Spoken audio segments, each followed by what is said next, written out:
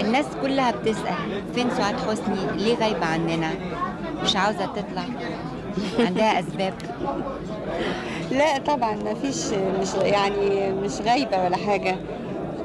أنا كنت تعبانة شوية، يعني فعلا كنت تعبانة شوية وكنت متضايقة وكنت غضبانة. كنت غضبانة جدا، يعني غضب شديد قوي قوي قوي. وبعدين يعني تقدري تقولي إن الفن بالنسبة لي كأنه شيء طبيعي، كأنه حياة طبيعية. ما اقدرش مثلا امارسه كانه حاجه غير حقيقيه. انا بمارسه على انه هو حقيقه. فانا كنت ما عنديش شيء اقدمه الحقيقه. انا كنت حاسه اني ما عنديش شيء اقدمه، وعشان كده انا ما كنتش بقدم حاجه. وحتى الفيلم الاخراني انا ما اقدرش اقول ان انا يعني كنت بكل قوتي اللي انا بحس بيها في بعض الاوقات. يعني ما كنتش بكل القوه. اولا الجسمانيه كنت تعبانه جدا في الفيلم الاخراني، ومع ذلك انا استغربت ان في يعني حاجات طلعت في الفيلم كويسه للدرجه دي. انا نفسي مستغربه، لان انا كنت بموت في الفيلم ده كل يوم من الارهاق. كان عندي كسر في ظهري وما كنتش اعرف. فالحقيقه الظاهر برضو يعني الواحد لما بيبقى حقيقي قوي او من قلبه، برضو دي حاجه مهمه ان الواحد يحافظ عليها، وانه يعملها دايما. قلتي لي انك كنتي غضبانة جدا. غضبانة من مين وغضبانة من ايه؟ غضبانة من بعض الأفكار الصغيرة اللي هي أحيانا بتضيع أشياء كويسة كبيرة في الفن. بس يعني مش كانش ما أكتر من كده. يمكن هي حاجة ما تستاهلش، بس أنا ما أقدرش أقول إنها ما تستاهلش. أنا في نظري تستاهل. إنه بعض الأشياء البسيطة اللي المتعارف عليها لأي إنسان عادي يفهمها بسرعة، تكون ما هياش واضحة، وتسبب انكماش في الأعمال الفنية. هي دي الحاجة اللي كانت مضايقاني، يعني اللي زعلتني بشكل مش معقول حقيقي يعني. وبعدين الحمد لله خلاص بقى، أنا زعلت شوية والحمد لله خلاص، يعني بقالي فترة الحمد لله مش زعلانة ولا أي حاجة، ومبسوطة جدا جدا. ونسيت بقى عشان هو مهم انك تنسي، لانه يعني انا متهيألي انه واحدة من دعائم يعني السينما في بلدنا في المرحلة اللي احنا بنعيشها هي برضو الفنانة سعاد حسني، وانه هي اذا كانت زعلانة من حاجة مش لازم تتقوقع، بالعكس لازم هي شوفي عشان تبقي فهماني كويس. وكمان الناس يعني اللي انا بحبهم جمهور وزمايلي واصدقائي وحتى قرايبي. يعني انا المساله مش مساله تقوقع، لا، بس المساله مساله اقتناع بحاجه. لما تكوني يعني انا ما اعرفش، انا كده يعني تكويني كده. اذا حسيت يعني باني اعمل حاجه صح انا مقتنعه بيه. انا حتى في البيت كده، يعني حتى في البيت اذا كان اي حاجه يعني لازم اعملها تكون يا اما مظبوطه يا اما ابقى متوتره ما احبهاش. فحاجه يعني طبع وحش قوي. استغفر الله العظيم. اعمل ايه يا ربي؟ اعمل ايه بس؟ يعني ساعات بيبقى كويس. انت موسوسة قوي؟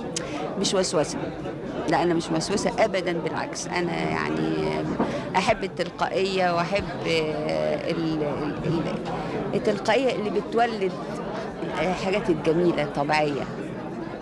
مش موسوسه، ما احبش يعني ارتبها قوي، لا، بس احب ان انا احسها تبقى محسوسه، الحاجه تبقى محسوسه بحقيقي، ما تبقاش مزيفه، ما تبقاش يعني مترتبه متأنتكه.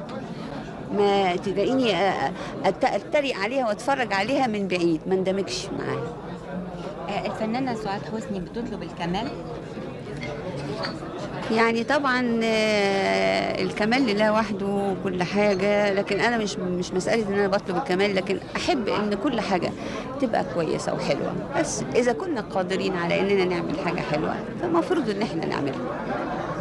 بس طب وانت الإهمال أو أي حاجة يعني أو الطنش دي أو لا ما يعني ما تقلقش دي مش تمام يعني. وطنش وما تقلقش دي المفروض انها يعني ظاهرة جديدة في السينما، كانت موجودة في الايام اللي فاتت وعدت بقى. الايام اللي فاتت انهي بقى اللي انت كنتي زعلانة فيها؟ لا هي مش مرحلة ولا حاجة، دي هي شوية مواقف يعني، مش مرحلة. هي مش مرحلة لا، هي بعض المواقف بس، بعض المواقف. الفترة اللي بعدتي فيها عننا كنتي بتعملي ايه؟ بتقري كنت بقرا، كنت بسمع مزيكا، كنت متضايقة. كنت بروح للدكتور واقول له انا متضايقة قوي، انا مش عارفة اعمل ايه، انا كده. فيعني يتكلم معايا شوية ويقول لي لا انت طبعا هو شايف ان انا غلطانة يعني، ان ما يجبش برضو ان انا اتضايق كده، وخفف الشعور القوي اللي بالضيق اللي عندي، خففه وضيعه مني. الحمد لله على السلامة. الله يسلمك.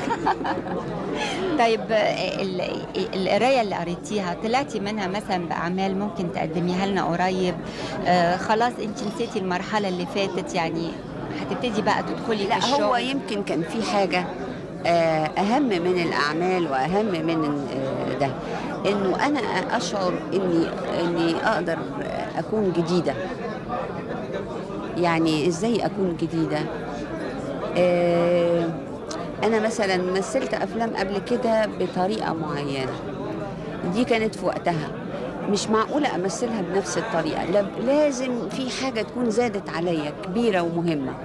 هو ده اللي أنا كنت ببحث عنه، أو مش ببحث عنه يعني، ده اللي كان يقلقني، إن أنا أقوم عندي تمرد شوية، إن أنا أطلع بحاجة تتولد في قلبي وتبقى دافع. فأنا تقريبا كنت لما أبص كده كنت عن نفسي ما كنتش ببقى راضية، وعايزة أبقى في حالة جديدة، يعني حالة توهج جديدة داخلية، مش دور، يعني مش مسألة دور ومش مسألة مناخ وكده، لا، توهج داخلي يدفعك لأنك تتجددي من تلقاء نفسك. هو ده يمكن كان يعني اللي بفكر فيه، اللي بقرا فيه يعني، او القرايات اللي بتساعدني ان انا اخرج بحاجه اكتر يعني. دي المشكله اللي كانت قلقاني من الناحيه الفنيه.